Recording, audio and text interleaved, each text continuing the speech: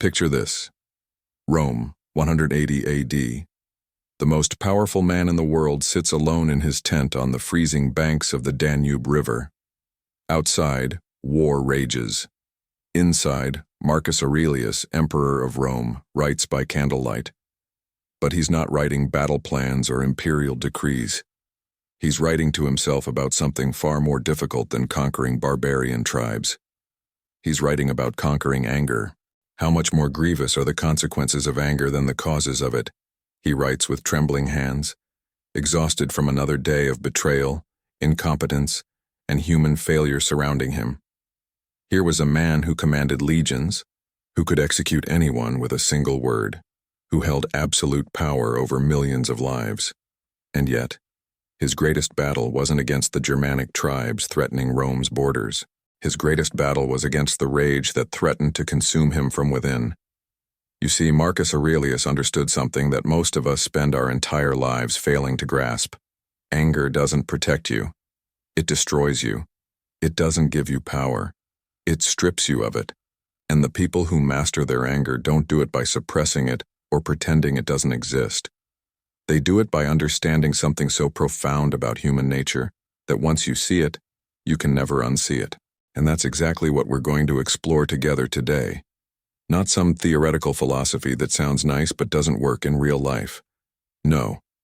We're going to dive deep into the practical wisdom that helped a Roman emperor maintain inner peace while surrounded by chaos, betrayal, and the weight of an empire on his shoulders. Because if it worked for him in the middle of war and political intrigue, imagine what it could do for you in your daily life. Before we begin this journey together, if you're someone who's searching for wisdom that actually transforms your life, not just motivational content that fades by tomorrow, then make sure you subscribe to this channel and turn on notifications. Leave a like on this video if you're ready to discover something that could change how you experience every single day of your life. And I want you to comment below right now with one word. Peace. Just that word. Because by the end of this video, you're going to understand what true inner peace actually means. Now, let's begin. You wake up in the morning, and within minutes, something irritates you. Maybe it's traffic. Maybe it's a text message. Maybe it's just the way someone looked at you. And suddenly your entire state changes. Your heart rate increases. Your jaw tightens. Your thoughts spiral into resentment or frustration. And just like that, without even realizing it, you've handed control of your inner world to someone or something else. This is what most people call normal life. But Marcus Aurelius would call it something very different. He would call it slavery. Think about this for a moment. Really think about it. When you become angry, when you become irritated, who is in control? You might think you're expressing strength, standing up for yourself, defending your boundaries. But look closer. In that moment of anger, you're not in control at all. Something external has reached into your consciousness and hijacked your emotional state.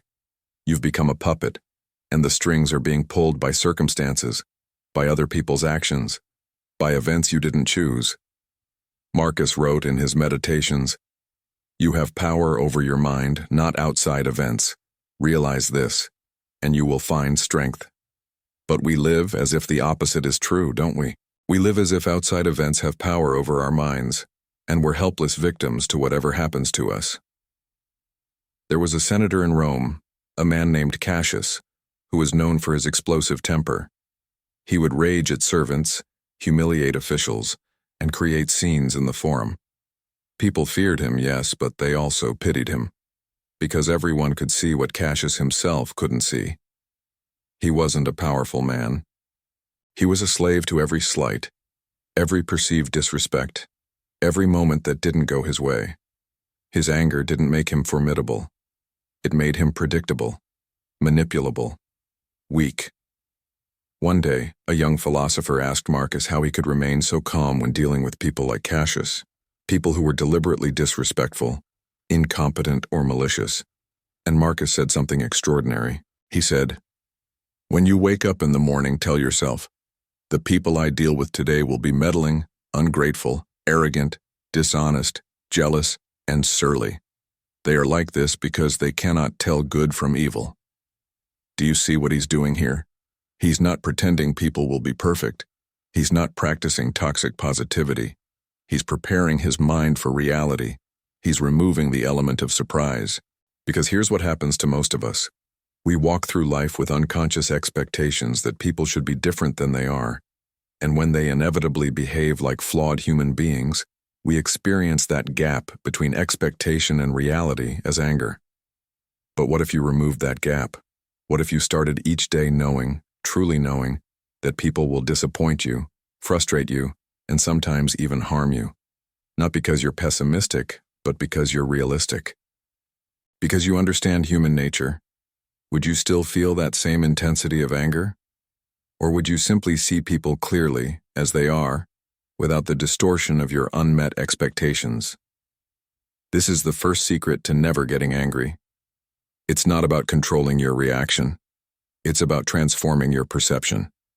When you truly understand that people act from their own confusion, their own pain, their own limited perspective, anger begins to dissolve. Not because you're suppressing it, but because the very foundation that anger stands on has been removed. Let me tell you about a moment that changed everything for Marcus Aurelius. It was during the Antonine Plague, a devastating pandemic that killed millions across the Roman Empire.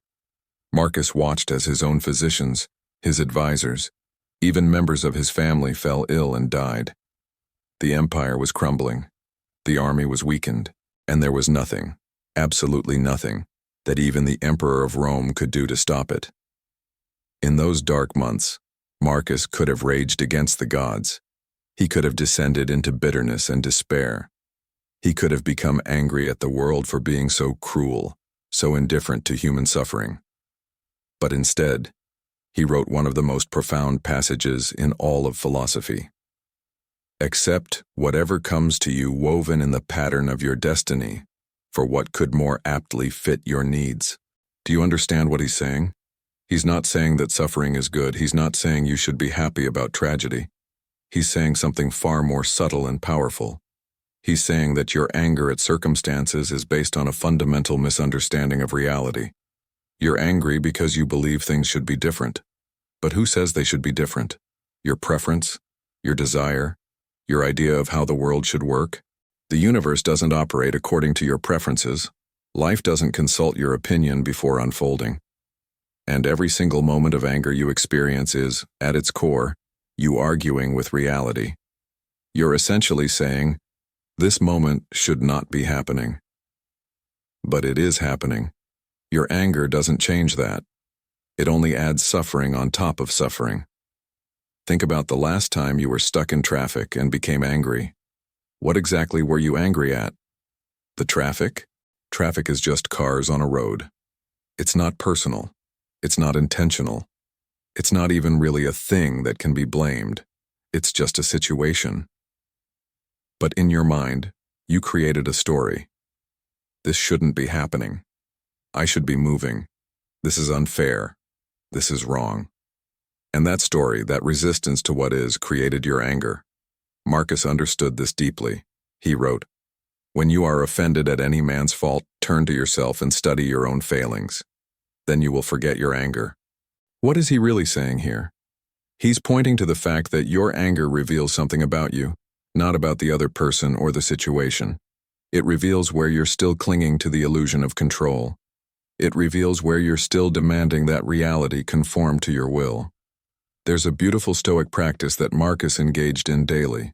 He would imagine worst-case scenarios before they happened, not to worry or catastrophize, but to prepare his mind. He would think, today I might lose my position. Today I might be betrayed. Today I might suffer. Today I might die. And by mentally rehearsing these possibilities, he removed their power to shock him, to make him reactive, to steal his peace. This practice is called negative visualization, and it's perhaps one of the most powerful tools for eliminating anger that has ever been developed. Because when you've already accepted the possibility of loss, disappointment, or suffering, those experiences can no longer ambush you emotionally. You're not surprised. You're not resentful. You're simply observing reality as it unfolds, whether it unfolds in pleasant ways or difficult ways. Most people live in a state of constant surprise that life is hard. They're perpetually shocked that people are flawed, that plans fall through, that bodies get sick, that loved ones disappoint us, and each surprise triggers anger. But what if you were never surprised? What if you lived with such clear-eyed realism about human existence that nothing could throw you off balance? This is not pessimism. This is freedom. Because when you let go of the illusion that you can control external events, you discover the one thing you can actually control: your response. And in that discovery, anger loses its grip on you. Marcus Aurelius had a teacher when he was young, a man named Apollonius who taught him something that would echo through his entire life. Apollonius said, "Nothing is good or bad, but thinking makes it so." Marcus absorbed this lesson so deeply that he later wrote in his own words, "If you are distressed by anything external, the pain is not due to the thing itself, but to your estimate of it, and this you have the power to revoke at any moment." Let's sit with this for a moment because it's easy to read past it without truly grasping its revolutionary nature. What Marcus is telling us is that the thing that happened to you is not what's making you angry. Your interpretation of what happened is what's making you angry. And since your interpretation is something you create, it's something you can change. Imagine two people standing in the rain. One person becomes furious, cursing the sky, feeling victimized by nature. The other person simply thinks, "I'm getting wet," and continues on their way. Same rain, same situation, completely different experience. Why? Because of the story each person is telling about what the rain means. Now apply this to human interactions. Someone cuts you off in traffic. Immediately, your mind creates a story. That person is rude. That person doesn't respect others. That person thinks they're more important than everyone else. And that story generates anger. But what if you created a different story? What if you thought, that person might be rushing to the hospital? That person might have just received terrible news. That person might not have even seen me. Same event, different story, different emotion. Marcus took this principle even further. He believed that people who wrong us are actually our teachers. They're giving us the opportunity to practice virtue, to exercise patience, to develop our character. From this perspective, the difficult person in your life isn't your enemy. They're your training partner.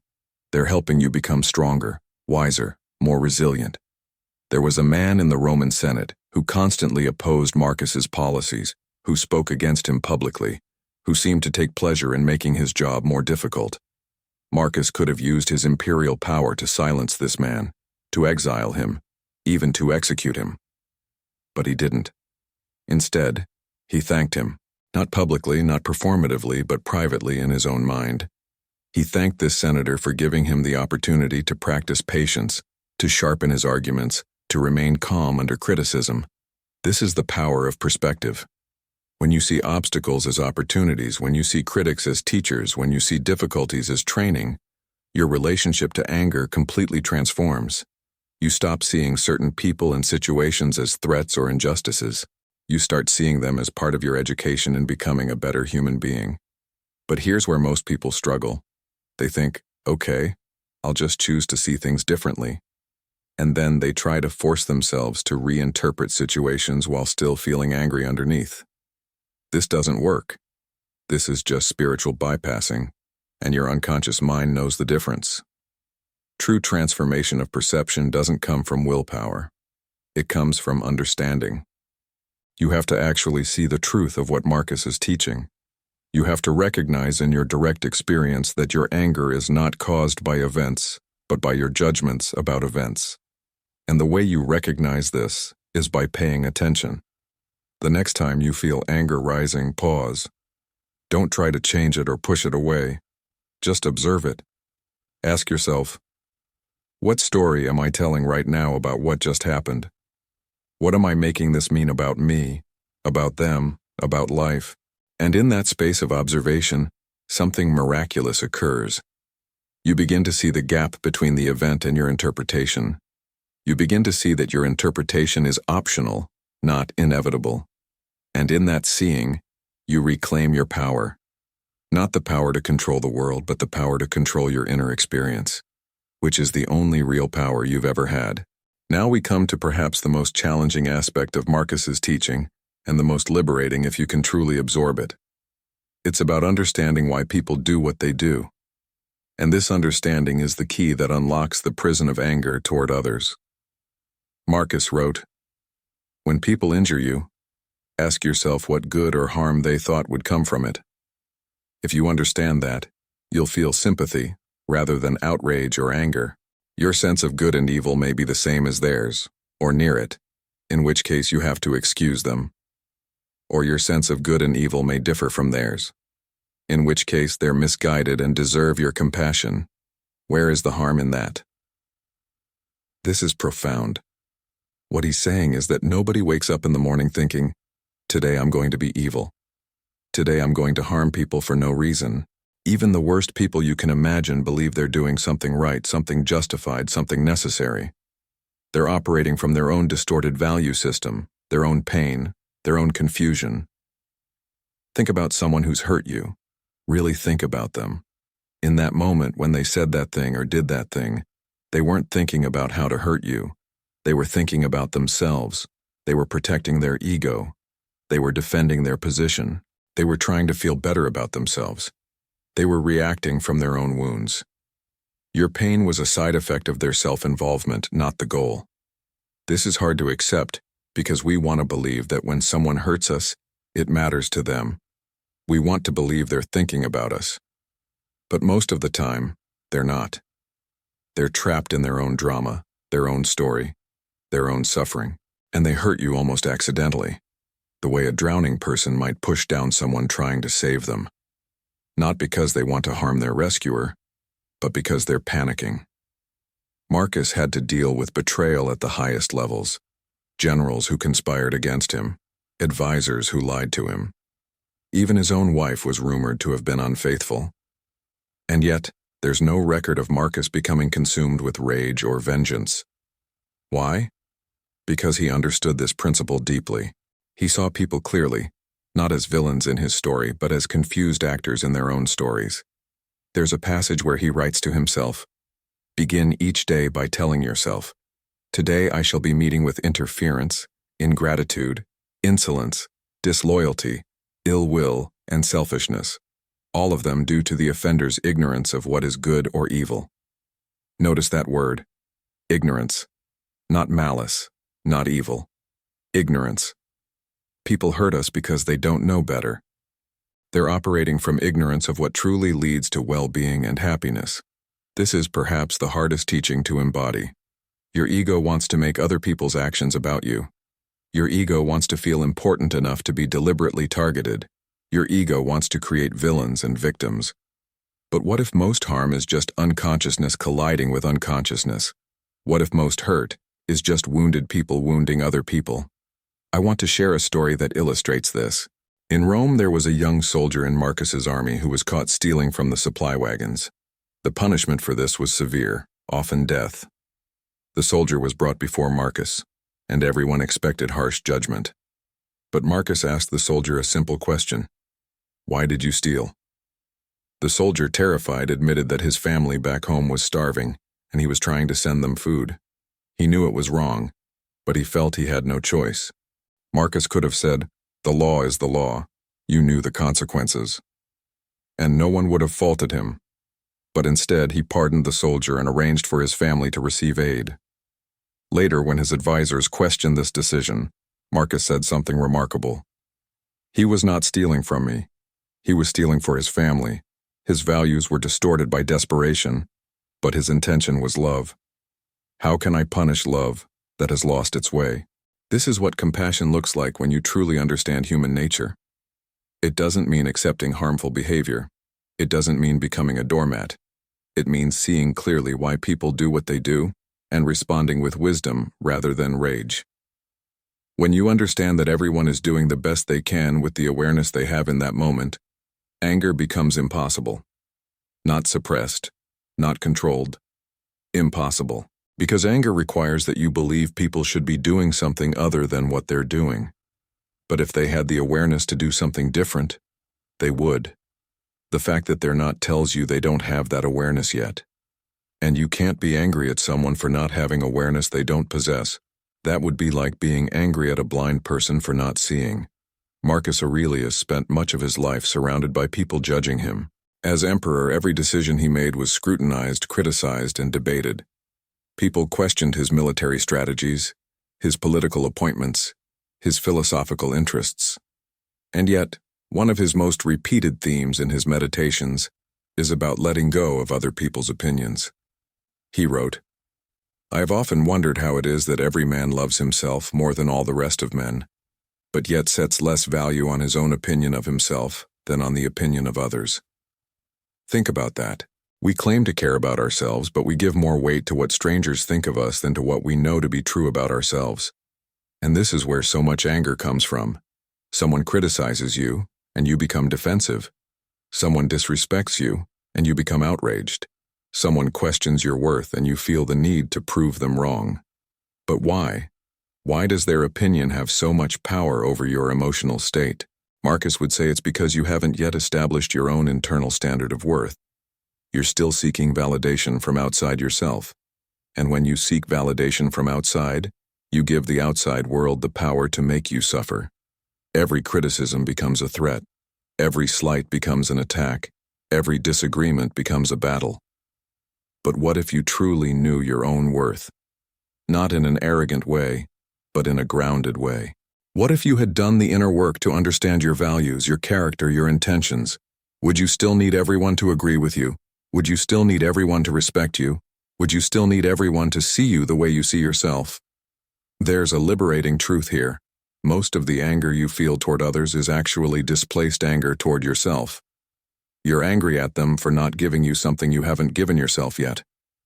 Respect, validation, approval, love. And as long as you're seeking these things from external sources, you'll remain a prisoner of other people's judgments. Marcus understood this so deeply that he wrote, "It never ceases to amaze me. We all love ourselves more than other people, but care more about their opinion than our own." And then he offers the solution. Do not be distressed by the imperfections of others, but rather by your own, for you can do something about yours. This is a radical shift in focus. Instead of being angry at what others are doing, become curious about why you're reacting the way you are. Instead of trying to change them, work on changing your need for their approval. Instead of demanding they treat you better, focus on treating yourself with such integrity and respect that external treatment becomes irrelevant. I want you to imagine something. Imagine you're completely secure in yourself. You know your values. You know your character. You know your worth. Now someone criticizes you. They say something meant to hurt you. What happens? If you're truly secure, their words pass through you like wind through an open window. They don't stick. They don't wound. They're just sounds, opinions, perspectives that have nothing to do with your actual reality. But if you're not secure, those same words become weapons. They pierce you. They anger you. They haunt you for days. Why? Not because the words have inherent power, but because they're touching a wound that was already there, a doubt you already had about yourself, an insecurity you haven't yet resolved. Marcus had a practice that's almost shocking in its honesty. He would write down harsh things people said about him, accusations and insults, and then he would examine them calmly. He would ask himself, is there any truth here? Is there something I can learn? If there was truth, he would work on improving. If there wasn't, he would simply let it go. No anger, no defensiveness, just clear-eyed self-examination. This is the opposite of how most people operate. Most people hear criticism and immediately become defensive. They don't examine it. They reject it. They get angry at the messenger. But in doing so, they miss opportunities to grow. And they remain slaves to other people's opinions, constantly fighting to defend an image of themselves instead of simply being themselves. The secret Marcus discovered is that when you stop judging yourself so harshly, you stop being so affected by others' judgments. When you accept your own imperfections with compassion, other people's pointing out those imperfections doesn't hurt anymore. When you know who you are, other people's opinions become interesting data points rather than threats to your identity. There's a Latin phrase that became central to Marcus's philosophy, amor fati. It means love of fate. Not just acceptance of what happens, but actual love for everything that happens, exactly as it happens. This might sound impossible, especially when we're talking about preventing anger. How can you love the things that would normally make you angry? But Marcus understood something subtle here. He understood that life is a package deal. You don't get to choose which parts of existence you participate in. You're already here. You're already in the game. And every single thing that happens to you, pleasant or unpleasant, is part of the pattern of your life. Fighting against parts of that pattern is like being angry that winter is cold or that fire is hot. You're arguing with the nature of things. He wrote, "A blazing fire makes flame and brightness out of everything that is thrown into it." What a beautiful metaphor. The fire doesn't complain about the type of wood it's given. It doesn't say, "I will only burn nice wood, not this rough wood." It takes whatever comes and transforms it into light and heat. This is how Marcus approached his life. Everything that happened to him, he used as fuel for his growth, his wisdom, his character. Think about the implications of this. If you truly adopted this attitude, could you stay angry? Anger requires resistance. It requires the belief that what's happening shouldn't be happening. But if you see everything that happens as raw material for your development, as necessary ingredients in your evolution, then even difficulties become welcome. Not because you're masochistic, but because you understand that challenges are what forge strength. Marcus faced a plague, a rebellion, the death of children, political conspiracies, and the constant weight of responsibility. And his response was to write, "The impediment to action advances action. What stands in the way becomes the way." He wasn't just accepting obstacles. He was grateful for them, because he understood that obstacles are what give us the opportunity to express virtue. Without challenge, there's no courage. Without injustice, there's no opportunity for fairness. Without conflict, there's no chance to practice patience. This is a complete inversion of how most people think. Most people believe that a good life is one without problems. They think that happiness means having everything go smoothly. And so when problems inevitably arise, they become angry. They feel cheated. They feel like life is being unfair to them. But Marcus would say that this is a fundamental misunderstanding of what life is. Life is not a vacation. It's not meant to be easy. It's a gymnasium for the soul. Every difficult person you meet, every frustrating situation you encounter, every disappointment you face is exercise equipment.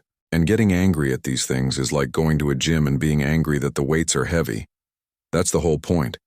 The resistance is what makes you stronger. There's a story about Marcus that illustrates this beautifully.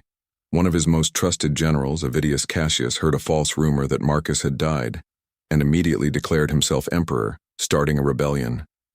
This was the ultimate betrayal. This was a man Marcus had promoted, trusted, and worked closely with. And when Marcus heard the news, his advisors expected him to be furious, to immediately march his armies to crush the rebellion. But Marcus said something extraordinary. He said, "Let us not deprive ourselves of the privilege of philosophy. Let us show that we can remain calm and magnanimous even in the face of betrayal." And he meant it. He prepared to march toward the rebellion not with rage, but with the intention of reasoning with Cassius, of understanding why he had done this, of potentially forgiving him. As it turned out, Cassius was killed by his own soldiers before Marcus arrived, so this conversation never happened. But Marcus's response to the news of his death was to mourn him and to protect his family from revenge. This is amor fati in action. Even in betrayal, even in conflict, Marcus found a way to love what was, to accept it as part of the pattern, to respond with wisdom rather than rage. This is the level of mastery we're talking about. This is what becomes possible when you truly internalize the Stoic teaching. You're not suppressing anger. You're not pretending everything is fine. You're genuinely seeing life differently. You're seeing that there's nothing to be angry about because everything that happens is exactly what should be happening in this moment, given all the causes and conditions that led to it. Marcus Aurelius was obsessed with death, not in a morbid way, but in a clarifying way. He constantly reminded himself that he would die, that everyone he loved would die, that everything he built would eventually crumble to dust. And far from making him depressed, this awareness made him peaceful. He wrote, "You could leave life right now. Let that determine what you do and say and think." This is a practice called memento mori, remembering death, and it has profound implications for anger, because when you really truly remember that you're going to die, that this moment is temporary, that all of this will pass, it becomes almost impossible to take things so seriously that you become angry about them. Think about it. You're in an argument with someone, and you're getting heated. Your heart is racing, your face is flushed. You're preparing your next cutting remark. And then suddenly you remember, I'm going to die. Maybe today. Maybe 50 years from now. But definitely someday. I'm going to die, and this person is going to die, and none of this will matter. We're two temporary beings having a temporary disagreement in a temporary moment. Does that thought make the disagreement seem important or trivial? For most people, remembering death puts everything in perspective. The things we get angry about are almost always small things. Yes, they feel important in the moment, but against the backdrop of mortality, against the vastness of time, they're insignificant. Marcus practiced this daily. Every morning, he would remind himself that he might not see the evening. Every evening, he would reflect that he might not see the morning. And this wasn't to scare himself. It was to wake himself up, to remind himself that life is precious and short, and wasting it on anger and resentment is the ultimate tragedy. There's a beautiful passage where he writes, "Observe how all things are continually being born of change. Teach yourself to see that nature loves nothing more than to transform things, to make new forms out of old. Everything you see will soon alter and cease to exist. Think of how many changes you've already seen.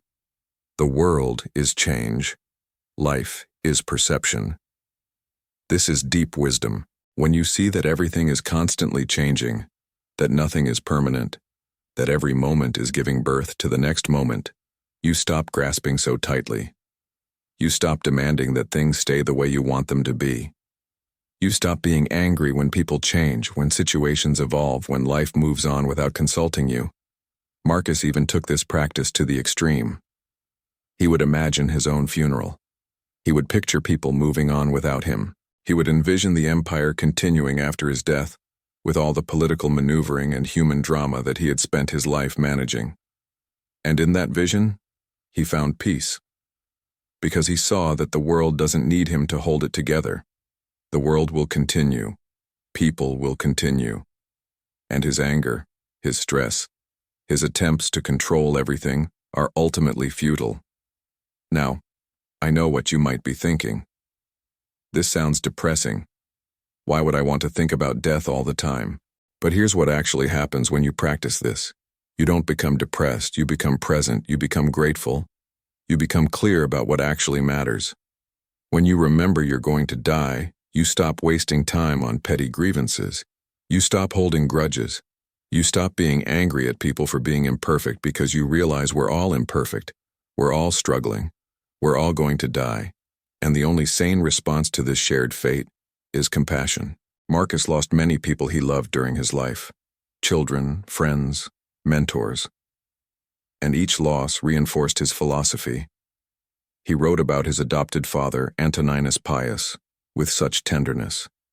He wrote about the virtues he had learned from various teachers and family members. And in these reflections, there's no bitterness about their deaths. There's only gratitude for their lives. This is what death awareness does. It shifts your focus from what you're losing to what you have. It shifts your attention from what's wrong to what's precious. It shifts your energy from anger at how things are to appreciation that things are at all. I want you to try this practice. Tonight, before you go to sleep, imagine it's your last day. Imagine you're looking back on your life, the argument you had today, the thing that irritated you, the person who annoyed you. How important does it seem now? How much of your precious, limited time do you want to spend being angry about it? When you see life from the perspective of death, everything changes. Not because you become morbid, but because you become awake. You realize that every moment of anger is a moment of life wasted. Every hour spent in resentment is an hour you can never get back. Every day consumed by irritation is a day stolen from the brief, beautiful, temporary experience of being alive. Now we come to the practical heart of Marcus's teaching. Because understanding these principles intellectually is one thing, but actually embodying them in the heat of the moment is another. How do you remain calm when someone insults you? How do you stay peaceful when everything is going wrong? How do you practice equanimity in real life? Marcus developed specific practices, and they're surprisingly simple. Not easy, but simple. The first practice is what he called the view from above. When you're caught in anger, when you're trapped in the drama of your immediate situation, you zoom out. You imagine yourself from above, seeing yourself as a small figure in a vast landscape. Then you zoom out further. You see your city from above, then your country, then the earth, then the solar system. From this perspective, what you're angry about becomes almost invisible, not because it doesn't matter, but because you're seeing it in context. You're seeing yourself as one of billions of humans on one planet in one solar system, in one galaxy among trillions. And from this view, the thing that seemed so important, so infuriating, so worth getting upset about, reveals itself for what it is: a temporary disturbance in a tiny corner of an infinite universe. Marcus would do this practice when dealing with difficult senators, when managing military setbacks, when facing personal losses. He would remind himself, in the cosmic scheme of things, this is nothing, and I am nothing, and my anger is nothing. So why am I making it into something? This isn't about diminishing your experience. It's about seeing it accurately. It's about not inflating temporary problems into permanent catastrophes. It's about maintaining perspective when everything in you wants to lose perspective. The second practice is what we might call the pause. Marcus wrote, "The first rule is to keep an untroubled spirit. The second is to look things in the face and know them for what they are." This means creating space between stimulus and response. Someone says something that would normally make you angry. Before you react, you pause. Just for a moment. Just long enough to remember, I have a choice here. I can respond with anger, or I can respond with wisdom. This pause is everything. Because in that pause, you're exercising the one freedom that can never be taken from you, the freedom to choose your response. Viktor Frankl, who survived Nazi concentration camps, later wrote, "Between stimulus and response, there is a space. In that space is our power to choose our response. In our response lies our growth and our freedom." Marcus understood this centuries earlier. He knew that you can't always control what happens to you, but you can always control how you respond. And the way you control your response is by creating space, by pausing, by not immediately reacting from your conditioning. The third practice is what we might call negative visualization, which we touched on earlier. But let's go deeper into how to actually practice this. Every morning before you start your day, take a few minutes to imagine things going wrong, not to worry, but to prepare. Imagine someone being rude to you. Imagine your plans falling apart. Imagine disappointments and frustrations. And as you imagine these things, practice your response. See yourself remaining calm. See yourself responding with wisdom rather than anger. This is like a mental rehearsal. Athletes do this all the time. They visualize their performance before they compete. And you can do the same thing with your emotional responses. By imagining challenges and practicing your response, you're training your mind to react differently when those challenges actually occur. Marcus also practiced what we might call voluntary discomfort. He would occasionally sleep on the floor instead of his comfortable bed. He would eat simple food instead of the lavish feasts available to him. He would expose himself to cold and heat. Why? Because he was training himself not to be dependent on comfort. He was teaching himself that he could be okay even when things weren't perfect. This practice is incredibly powerful for preventing anger, because so much of our anger comes from discomfort. We're angry when we're uncomfortable. We're irritated when things aren't going our way. We're frustrated when we're not getting what we want. But if you've trained yourself to be okay with discomfort, if you've proven to yourself that you can handle difficulty, then discomfort no longer triggers anger. It's just discomfort. It's just another experience. It's not a crisis. The final practice I want to share is what Marcus called premeditation of evils. This is similar to negative visualization, but more specific. Before any important event, Marcus would imagine everything that could go wrong. Before a battle, he would imagine defeat. Before a political negotiation, he would imagine betrayal. Before a relationship, he would imagine heartbreak. Again, this isn't pessimism. This is preparation. When you've already mentally prepared for the worst-case scenario, you're not shocked when things go badly. You're not reactive. You've already processed it. You've already accepted it as a possibility. And this acceptance, this preparation, creates incredible resilience.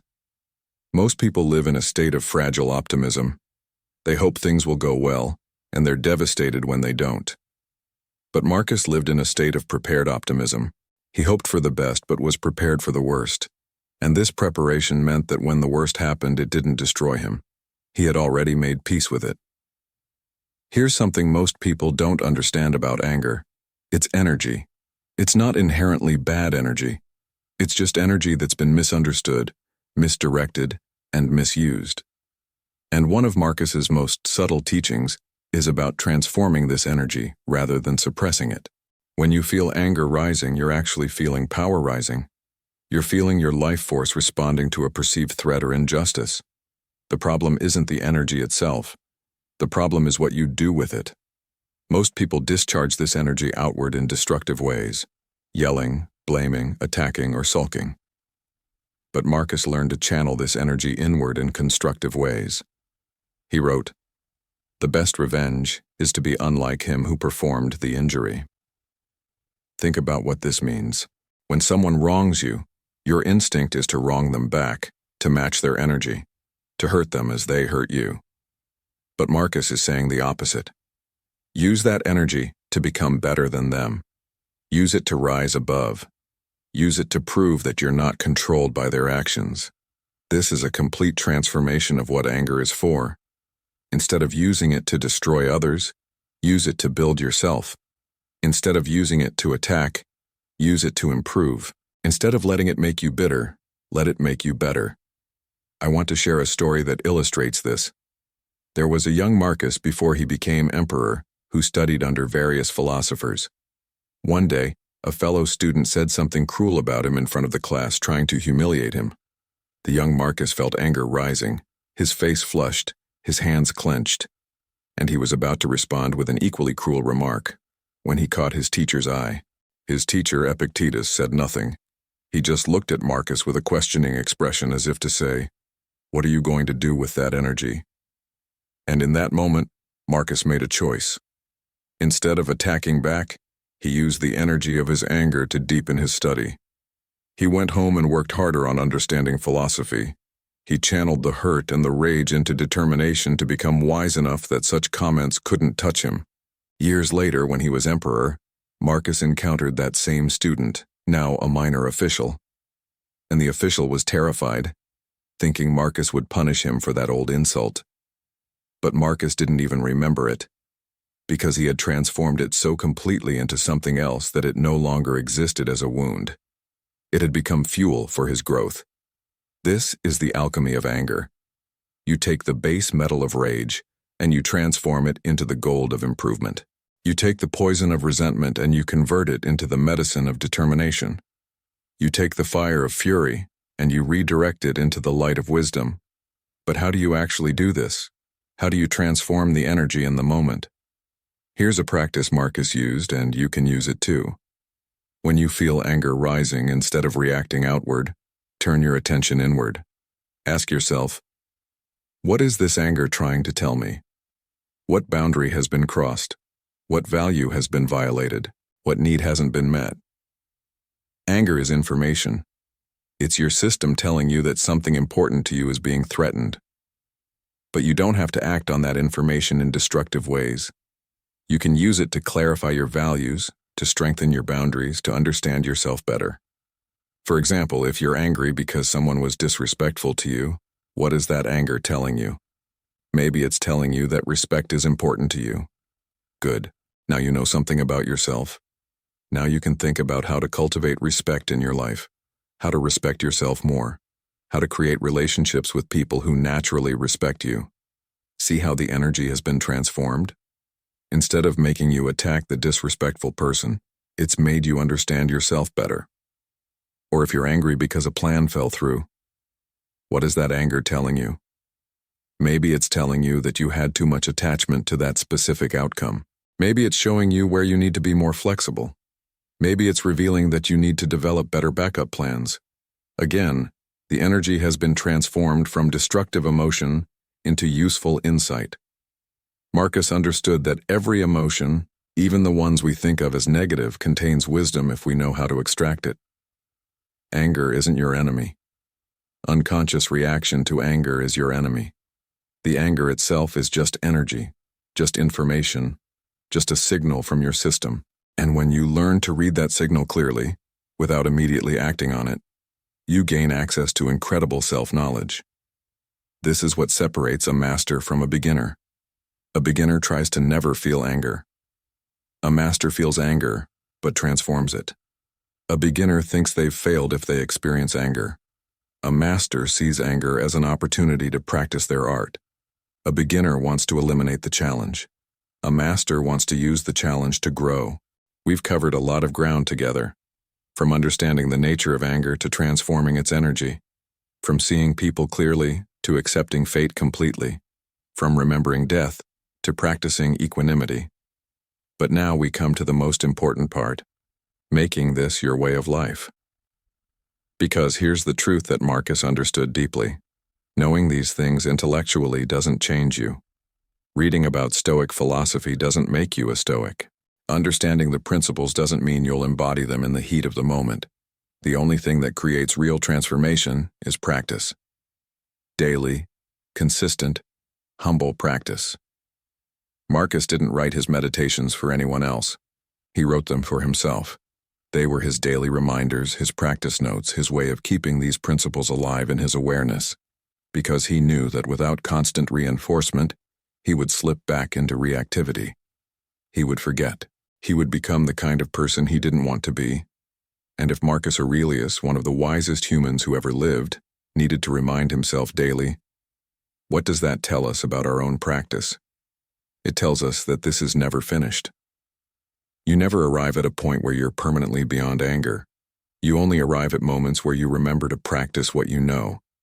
So let's talk about what a daily practice actually looks like. First thing in the morning, before you do anything else, spend 5 minutes preparing your mind for the day. Remind yourself that people will be difficult today.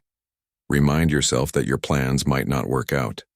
Remind yourself that you have the power to choose your response to whatever happens. Remind yourself that you're going to die someday, so today matters. This isn't being negative. This is being realistic and prepared. You're setting your mind's operating system for the day. You're choosing in advance who you want to be when challenges arise. Then, throughout the day, practice the pause. Every time you feel anger rising, even just a little irritation, pause before reacting. Count to 3. Take a breath. Remember that you have a choice. This seems simple, almost too simple, but it's revolutionary. Most people go their entire lives reacting automatically to stimuli. By pausing, you're breaking that automatic pattern. You're creating space for wisdom. In the evening, before you sleep, review your day. Marcus did this religiously. He would ask himself, where did I react with anger today? Where did I forget to pause? Where did I let someone else's actions control my inner state? And importantly, he didn't judge himself harshly for his failures. He simply observed them, learned from them, and resolved to do better tomorrow. This evening review is crucial because it creates a feedback loop. You're not just practicing blindly. You're watching your practice, noticing patterns, making adjustments. You're becoming conscious of your unconscious reactions, and that consciousness is what gradually changes you. Now, I want to be honest with you. This practice is not easy. There will be days when you forget everything you know. There will be moments when you react with anger despite all your preparation. There will be times when you fall back into old patterns. This is normal. This is part of the process. The question isn't whether you'll stumble. The question is what you'll do after you stumble. Marcus fell short of his ideals many times. We know this because he writes about it in his meditations. He writes about losing his temper, about judging people too harshly, about forgetting his own principles in the heat of the moment. But he didn't give up. He didn't say, "Well, I failed once, so I might as well stop trying." He simply returned to his practice the next day, humbler and more determined. This is the attitude you need. Not perfection, but persistence. Not immediate transformation, but gradual evolution. Not beating yourself up for failures, but learning from them. The practice isn't about never feeling anger. It's about feeling anger and choosing a different response. And each time you make that choice, you strengthen that capacity. Each time you pause instead of react, you're building new neural pathways. Each time you transform the energy instead of discharging it destructively, you're rewiring your automatic responses. Over time, something miraculous happens. The things that used to trigger intense anger start triggering only mild irritation. The situations that used to ruin your day start being minor inconveniences. The people who used to make your blood boil start being just people doing what people do. Not because you're suppressing your emotions, but because your perception has genuinely changed. You're seeing reality more clearly. And here's the beautiful paradox. When you stop being so reactive, when you stop being controlled by anger, you actually become more effective in the world. You make better decisions, you build better relationships, you solve problems more creatively, you influence people more positively, because you're acting from wisdom and clarity rather than from emotion and reaction. Marcus proved this throughout his reign. He was known as one of the most just, effective, and respected emperors Rome ever had. Not because he was the most powerful or the most ruthless, but because he had mastered himself. He had learned to rule his own mind before trying to rule an empire. And that self-mastery was the foundation of everything else he accomplished. This can be your story too. Not ruling an empire, but ruling yourself. Not commanding legions, but commanding your own reactions. Not being remembered by history, but being at peace in your own heart. Because that's what all of this is really about. Not becoming famous for being calm, but actually experiencing the inner freedom that comes from no longer being a slave to anger. Imagine waking up every day without that knot of resentment in your stomach. Imagine moving through your day without that constant edge of irritation. Imagine lying down at night without replaying arguments in your mind. Imagine being free, truly free. Not free from challenges, but free in how you respond to challenges. That's what Marcus found. That's what's available to you. But it requires that you actually practice. Not just read about it. Not just understand it. Practice it. Today, tomorrow, every day, for the rest of your life. Because this is not a destination you arrive at. It's a way of traveling. It's not a state you achieve once and keep forever. It's a practice you return to moment by moment. And here's the final truth I want to leave you with. The practice itself becomes the reward.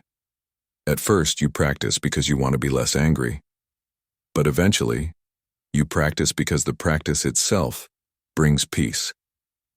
You practice because you've discovered something more valuable than never being challenged. You've discovered who you are when you're challenged.